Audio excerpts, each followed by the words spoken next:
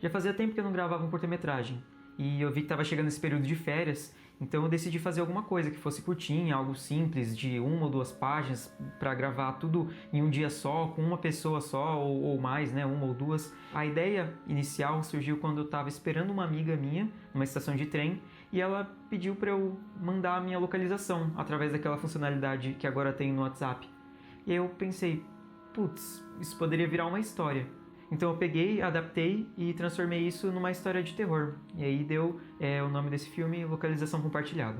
Assim que eu terminei de escrever o roteiro, eu chamei a Nanda e o Alex para eles virem aqui em casa e a gente discutir sobre o roteiro, para eles lerem também, entrar no personagem. E nesse mesmo dia eu mostrei para eles o storyboard, que é a história, dessa vez não contada através de palavras, como é escrito um roteiro, e sim escrita através de imagens, escrita através de desenhos, que é basicamente como se fosse uma HQ do filme. Eu particularmente gosto bastante de trabalhar dessa forma, porque eu vendo os desenhos, como eles são algo visual, fica muito mais fácil de você saber o que você tem que fazer, como você captar as coisas, então funciona muito melhor, porque aí você só chega no dia e capta a parada, vai direto ao ponto. A ideia inicial que eu tinha para fazer a iluminação era para fazer como se tivesse uma luz de teto ligada na casa dela.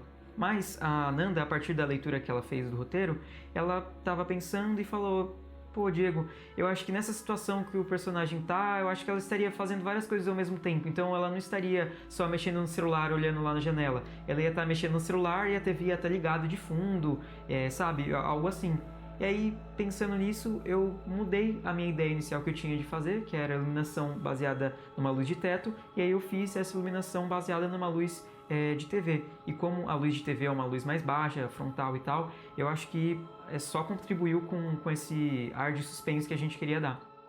A interface do celular foi completamente criada no computador, porque o que acontece? A gente tinha um problema muito grande, que era essas animações que aconteciam, dos ícones com a foto do Alex e com a foto da Nanda, eles se movendo e tal, e não dava pra fazer isso na vida real. Então o que aconteceu? Eu tive que printar o Google Maps, né, a interface dele, para colocar dentro do After Effects e colocar os ícones que eu queria, né, o ícone de foto da Nanda e o ícone de foto do Alex e do outro usuário desconhecido, para eles poderem se mover.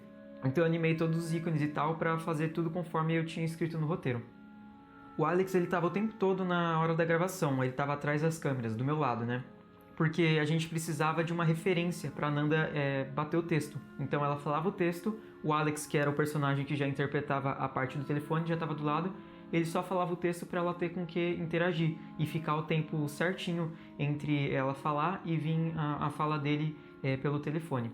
Mas depois eu chamei ele num dia separado pra gente estar gravando todas as falas dele individualmente, pra depois eu inserir na hora da edição a voz dele, pra ter a conversa entre eles no celular. A minha casa, naturalmente, ela não tem aquela luz que vocês viram, aquela luz que fica na porta. Ela só tem aquela luz que fica na janela. Então o que eu tive que fazer?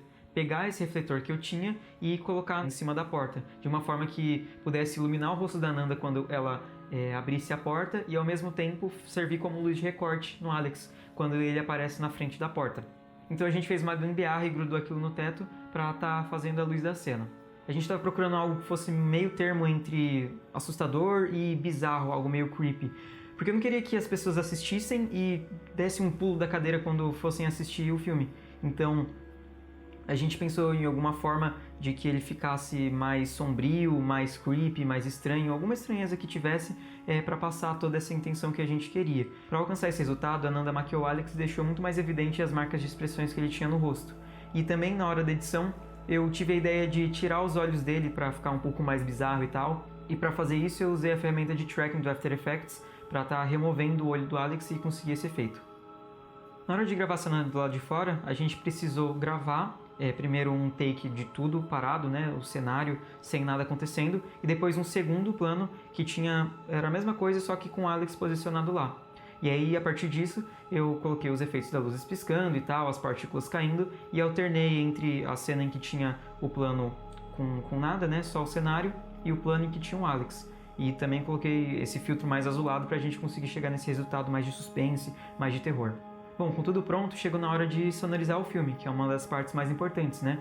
Na hora que a gente foi captar, demos mais importância só na parte dos diálogos. Então eu captei muito bem os diálogos da Nanda. E todos os sons que vocês ouvem, que não é o diálogo da Nanda, foi recriado na pós. O som da porta rangendo e tal, o som da maçaneta abrindo, o som dos passos, o som da TV, tudo recriado na pós. Todos esses sons que tem na porta, da maçaneta, da porta rangendo, eles não são dessa porta que vocês estão vendo, que é a porta da sala da minha casa. Elas são da porta do meu quarto, porque ela era a única que fazia esse som de rangido e tal, que eu queria que tivesse. Então eu gravei tudo isso dentro do meu quarto, tanto a maçaneta quanto a porta rangendo. Para essa cena eu tinha pensado num violino subindo, mas tem um problema, eu não tenho um violino. Eu tenho um violão, mas eu acho que as únicas coisas que eles têm de semelhante talvez seja o corpo do violão e que eles são instrumentos de corda. Então eu tive a ideia de arranhar as cordas do violão para ver se eu conseguia algum som estranho, alguma coisa do gênero. E eu fiz isso daí de arranhar as cordas do violão e acabei conseguindo esse resultado. E eu curti bastante, gostei do som. Parecia que era um violino subindo, mas na verdade era eu raspando minhas unhas na corda de um violão. A trilha que vocês ouvem durante o curta-metragem, ela foi também feita com o meu violão. Eu peguei ele, afinei ele alguns tons abaixo para que ficasse com um som bem grave e aí eu toquei. Ainda depois, na pós, eu não estava muito satisfeito com o tom do violão. Achei que ele ainda estava muito agudo. Então eu abaixei ainda mais o tom, para que chegasse no resultado que eu queria, que foi o resultado que vocês ouviram.